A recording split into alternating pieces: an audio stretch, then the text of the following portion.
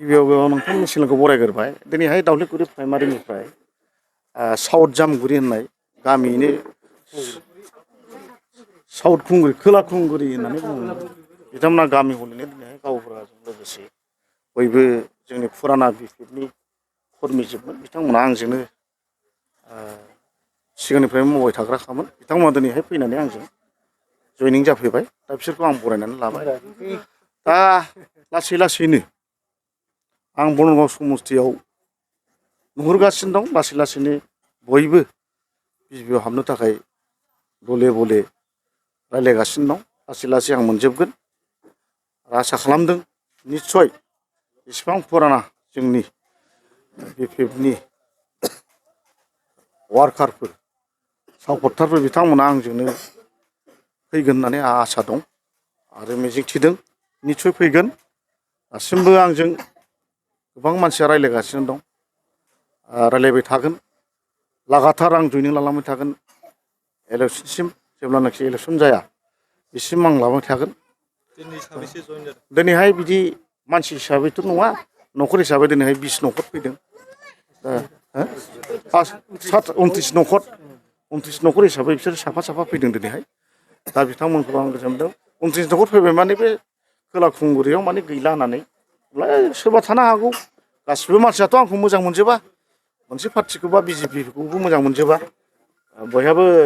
आलादा आलादा आइडिय'लजि थायो बे हिसाबै दिनैहाय 29 न'खर फैबाय दा आसा खालामदों दावलिगुरि प्राइमारि हिसाबै दिनैनि दिनाव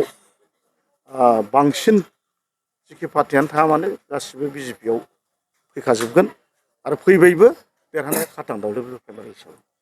बनगाव बिएफआव नोंथांनि दा बेनि बेलाखौथ' आं बुंथ'नो हाला थारमाने आंथ' अथ' गोजौ लेभेलनि लिडार नंला जाहैबाय आं मोनसे समस्थिनिल' लिडार दा बेखौ हयथ' गोजौ लेभेलाव रायलायनायनि सायाव मा रिजाल्ट फैयो बिनि सायावसो थासिगोन दासिमबो इंगित मोनथ'नाय जायाखै खिन्थु बिजेपि हिसाबै बनगामियाव टिकेट मोननाया आंना खाथां आरो जिहेतु बावैसो सान सिगां बे क'क्राझार जिल्लानि सिङाव थानाय जे बिजेपिनि गुबुन सासे गोख्रों दैदेनगिरि जायखौ बुङो रेवरेवार नार्जारि बिथाङा बिजेपि दोलोखौ नागारबाय ना बिथाङा मा जाहोनाव नागारदों आं बेखौ बुंनो हाया नाथाय आसा खालामदों बिथाङा फिन गिदिंनानै फैफिनगोन हयथ' माबा मोनसे उसुबिदा माबा मोनसे सिन्था खालामनानै थांदों जानो हागौ जोंहा बे थांनायाव जेबो बुंनांगौ गैया थांथों बयबो राजनिथिक दरजाया सबसमाय खुलाखा बयबो थांलाय फैलाया थाखायो खिन्थु बिथाङा मा जाहोनाव थांदों आं बेखौ आं मिथिया खहा लाबोगोन नामा जुदि खहाथ' बिदि जाया खहायाथ' नोङो मोनफ्रोमबो राजनितिक दलाव बिदिनो गोबां नेताफ्रा थांलाय फैलाय खालामो माथो बिदिनो एसेटिस थाफिनो माथो पार्टिफ्रा खहा जानाय नङा आसा खालामदों बिथाङा गुरायनानै फैफिनगोन क'क्राझार जिल्लानि सिङाव थानाय दानि थासारियावथ' आं नुहुरनानै मोनदों रायजो राजाफोरनि खना खनला रायलायनाय बुंनाय गासिबो फुराना बिपिएफफ्रा आंखौनो इलेक्सन फैबा जिखि बुङा मानो जिखि लिडारानो फैया मानो जोङो राजिब सारनोनो भटखौ होनानै देरहाहोगोन होननाय खोथाया दङ दा बेफोरखौ खोनानायनि लोगो लोगो आंनि गोसोआबो बिराद गोजोनदों आरो निस्सय आसा खालामदों आङो देरहानाया 100% खाथांबाव खुनु आरो बेले बेजे गैया बनगाव समस्थियाव दासान्दि इउपिपिएल आरो बिपिएफ बिथांमोनाबो गामि गामि हाबनानै मिथिं खुंबाय बेथ' राजनितिनि मोनसे सिस्टेमखा बयबो हाबगोन बयबो बुरखायगोन आंबो थांगोन बिसोरबो हाबगोन बेखौथ' रावबो बादा होनो हाया दा बिपिएफ हिसाबै आं खोनादों गोदान केन्डिडेट जागोन होननानै बिथाङा हयथ' गोदान हिसाबै बेखौ रावबो सिनायामोन दा बिथाङा सिनायनो थाखाय दा हाबदों जानो हागौ प्राइमारि आरो इउपिपिएल हिसाबैबो जेनेबा बनगावआव दासिमबो खाथां केन्डिडेट गैया आरो बिथांमोना बयबो दा हाबलायगासिनो दं सोर मोनो आं बेखौ मिथिनो मोना खिन्थु बिपिएफनिफ्राय आङो कुमल नार्जारिखौ आं खोनाबाय बिथाङा दा हाबगासिनो दं बे हाबनांगोन उफाय गैया गोदान हिसाबै बे हाबखानांगोन बे जाहैबाय आंनि मोनदांनायाथ' आंनि थाखाय बेयो जेबो खोथा नङा आरो साननांगौ आंहा जेबो गैया गेलेथों बिथाङाबो बयबो राजनितियावथ' गावखौ दुरबल होननानै लाया बयबो देरहागोनखौथ' होननानै लाखागोन बे 200 देरहागोन होननानैबो लानो हागौ 200% देरहायाना फुटबला जेरैहाय फाइनालाव गरसेयावनो देरहायो थिग बिदिनो ओंखायनो आं दा 100% आं देरहागोन नङा होमबा 200% देरहागोन होनना बे मिनिंलेस नंना नङा आं खोनादों दा बेफोर जेबो नङा बिथाङा गेलेथों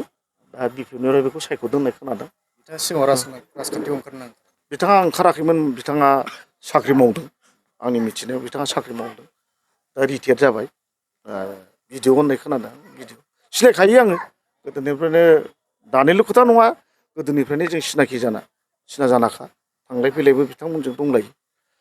सोमोन्दो दंलायोमोन जोङो रावबो नङा बिथाङाबो जोंनिनो मानसिखा जायखिजाया बे जानायाव आंहा जेबो आपत्ति गैया नोंथांमोना फैगौ बिसायख'थियाव गासैबो बिजेपि दोलोआ बिजाथि फसंजोबगोन ना बेखौथ' दाखालि जोंहा मानव गेदेर आसामनि आफाद मानव गेदेर दिलीप सखिया बिथाङा बुंबाय जे जोङो गासैयावबो गेलेगोन होननानै बुंनायाव ओमफ्राय मोननै सिटखौ गेलेनाय नङा जेनाखि जोंनि बिजेपि पार्टिया सनमान होयो फुराना चिफ हाग्रामा सार आरो प्रमद सार बे सानै मोननैनि जायगायाव जों होनाय नङा गेलेयोबा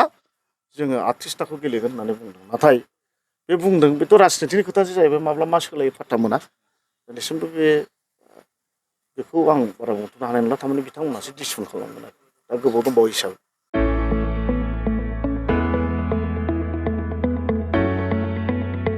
मोनसे गोजोनथाव खौरां